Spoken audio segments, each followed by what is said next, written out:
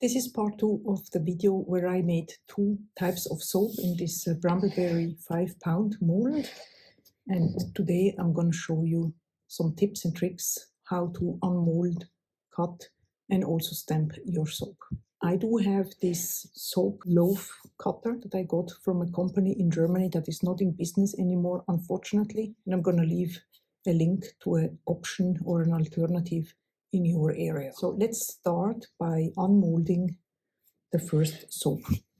So this here is the sugar plum soap. Okay. Sometimes I just pull it instead of sliding. You can see that the frame can be removed just like so.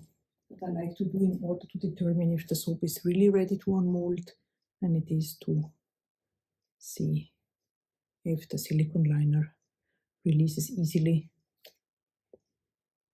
All right, this looks nice and neat. Love it. The first step that I like to do, you can take anything, potato peeler, knife, whatever works nice for you. Just running it across the edges here to make the edges a little bit smoother. So you don't have to do it on each single soap. This is just a time saver.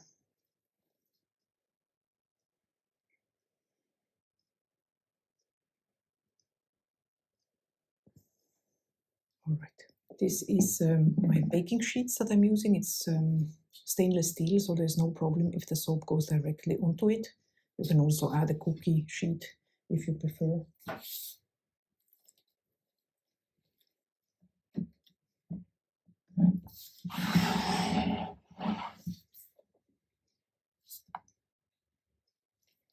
I'm going to press down gently, not trying to go back and forth. You just should go through once and be good. Now comes the moment of the truth. Set this one aside here. I love it. Absolutely love it.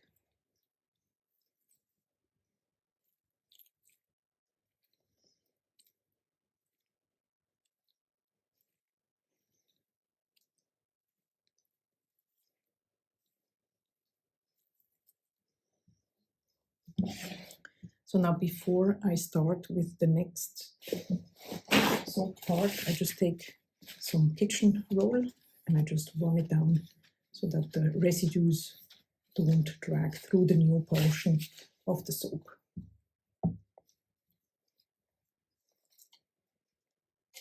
I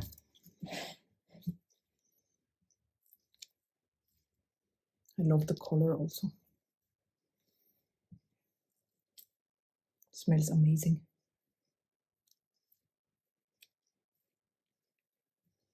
This is a sample size. You can also use this small or thinner soap to test if the stamping will be good.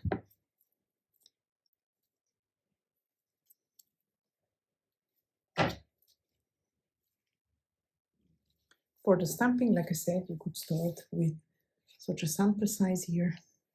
I have my acrylic stamp. I will leave a link where you can get it. It's done in Germany, but the shipping is maybe €5 or $5.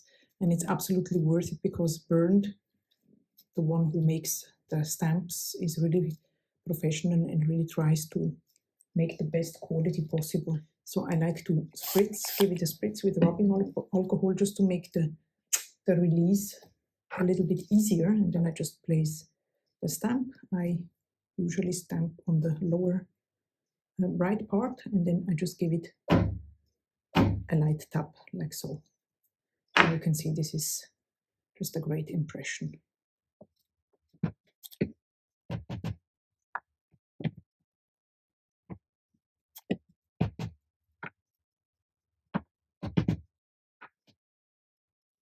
I usually stamp immediately after the cut. Sometimes you have to wait a little bit longer depending on the recipe that you are using. This is really something that you would need to try and test out. But so this is sugar plum, so the fragrance is really very spicy and fruity, kind of sweet. And the other soap that I made yesterday is vetiver, which is fresh and earthy and manly. So it's completely different. I always like to balance out a little bit the variety that I have, so that there is a little bit something for every taste, so to speak. Also, I don't know if you noticed the glitter on top.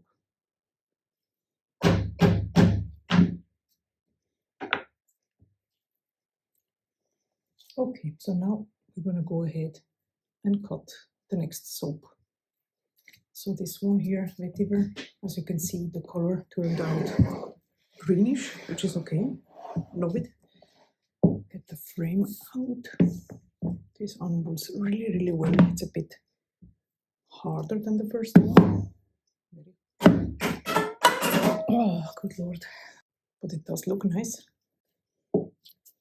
Need some elbow grease.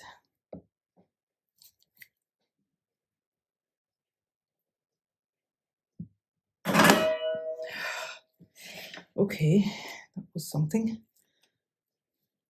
Now I still want to give it a try and see if I can stamp it, in case you are interested to see a video about how you need to stamp a rather hard soap, so to speak.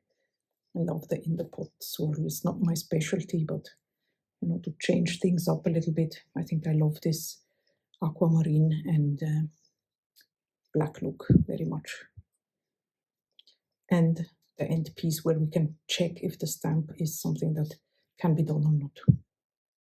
It's a little bit like marble, don't you think? Let's give it a try. That's also a good example that in soap making there's always like some experiments and you have to embrace what happens, you know, it's very interesting.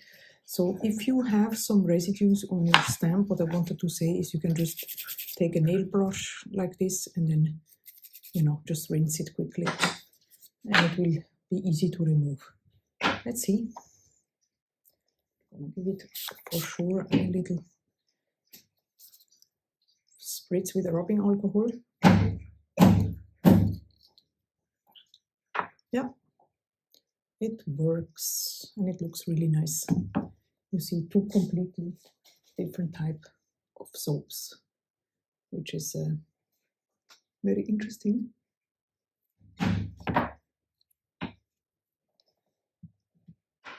Et voila, both soaps are now cut, stamped. If you're interested in other soap making related videos, please feel free to check out the playlist here on the screen, where you will find many more. I hope to see you in the next video, and in the meantime, I wish you a wonderful day. Bye bye.